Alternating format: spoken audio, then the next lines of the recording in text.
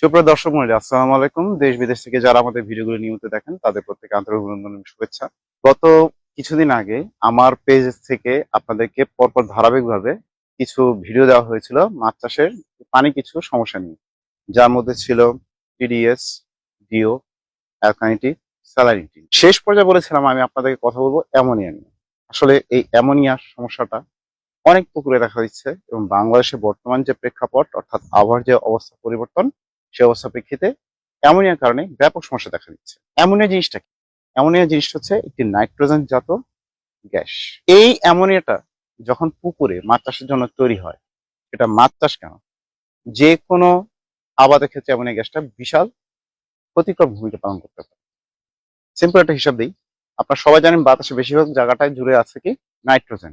এরপর আছে যে জিনিসটা, এই নাইট্রোজেন ছাড়া আমাদের দেহ যেমন চলছে না, আমরা যে সকল জীব আবাদ করে থাকি, বিশেষ করে হাঁস, মুরগি, গরু, ছাগল, মাছ, সবকিছুর মধ্যে কিন্তু অ্যামোনিয়াটা প্রচুর পরিমাণে থাকে।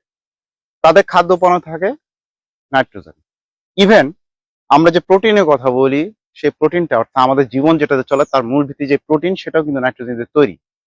সুতরাং সেই নাইট্রোজেনের প্রাদুর্ভাবের কারণে এটা যেমন আপনার বেঁচে থাকার জন্য অন্যতম উপাদান হিসেবে কাজ করে, ঠিক তেমনি এটি আপনাদের জন্য বিষ হয়ে দাঁড়ায়। আমি যে পুকুরটিতে দাঁড়িয়ে আছি খুব ভালোই খেয়াল করুন, বিস্তীর্ণ জায়গা এবং আমার ক্যামেরায় যদি দেখানো যায় যে এই পুকুরটিতে দেখেন পানি পরিবেশটা যদিও ভালো আছে, কিন্তু পাড়ের অবস্থা খুব একটা ভালো না।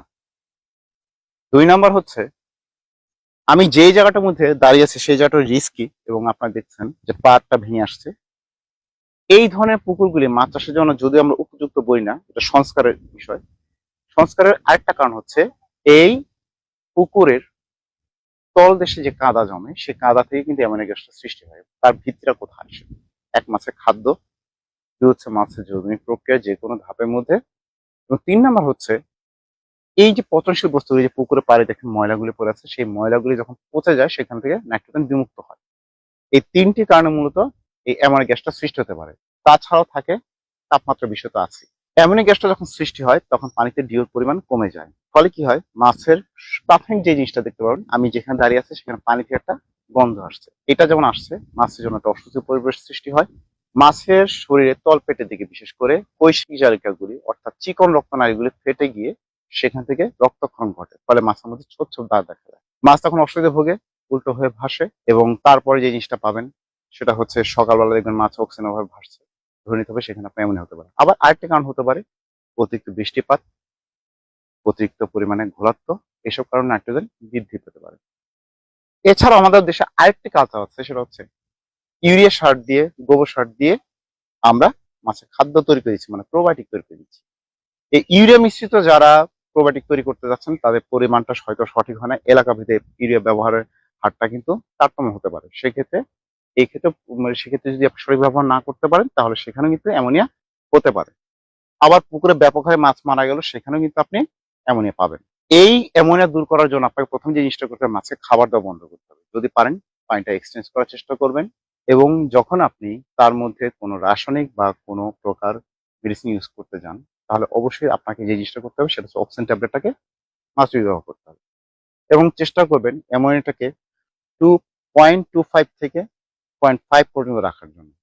এর বেশি গেলে মাছের মধ্যে অস্বস্তিকর পরিবেশ সৃষ্টি হবে, মাছ বৃদ্ধি পাবে না এবং মাছে ক্ষতস্থান সৃষ্টি হতে পারে।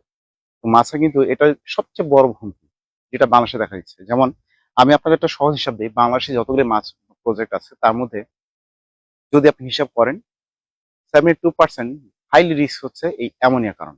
অতিরিক্ত খাদ্য দেওয়া, অ্যামোনিয়া টেস্ট না করেই পরবর্তীতে আবার খাবার দেওয়া, সঠিক ব্যবস্থাপনার অভাবে এই অ্যামোনিয়া গ্যাসটা বৃদ্ধির মাধ্যমে পুকুরগুলি যেমন নষ্ট হচ্ছে, মাছ চাষটাও ব্যাহত হচ্ছে। তো এই বিষয়ে আপনারা সবসময় সতর্ক থাকবেন। এবং এই সতর্কতার জন্য আমরা আপনাদেরকে যে সকল জিনিস সাজেস্ট করে থাকি, যেমন পাওয়ার এএমএম, তার সঙ্গে আপনাদেরকে বলি নিয়মিত প্রোবায়োটিক ব্যবহার করতে, এবং অবশ্যই অক্সিজেন ট্যাবলেটের সঙ্গে সঙ্গে পুকুরে যদি আপনি 15 দিন অন্তর অন্তর প্রোবায়োটিক সঠিক মাত্রায় ব্যবহার করেন, এবং এমন হতে পারে 15 দিন না, যদি আপনার পুকুরে কোনো প্রকার তারতম্য দেখেন কালারে বা আপনার ডিও লেভেলটা নেমে গেছে, তখন আপনি যদি এই প্রোবায়োটিক গুলো ব্যবহার করেন তাহলে আপনার পুকুরটা অ্যামোনিয়া মুক্ত থাকবে। সবাই সুস্থ থাকুন, ভালো থাকুন এবং মাছ চাষকে সফলমণ্ডিত করুন এবং মাছ চাষকে সহজবোধ্য করে সকলের হাতে পৌঁছে দিন। সেই কামনা করে টিম এগ্রো ফিশারিজ এর পক্ষ থেকে মোহাম্মদ আশরাফ আপনার কাছে বিদায় নিচ্ছি। বিস্তারিত জানতে যে কোনো বিষয়ে আপনাদের সুপরামর্শের জন্য এবং প্রোডাক্ট অর্ডার করার জন্য ডেসক্রিপশন বক্সে দেন নম্বরে যোগাযোগ করুন। আমি আপনার কাছে আপাতত বিদায় নিচ্ছি। Mohammad Ashraf, emergency fisheries, Natore. আসসালামু আলাইকুম।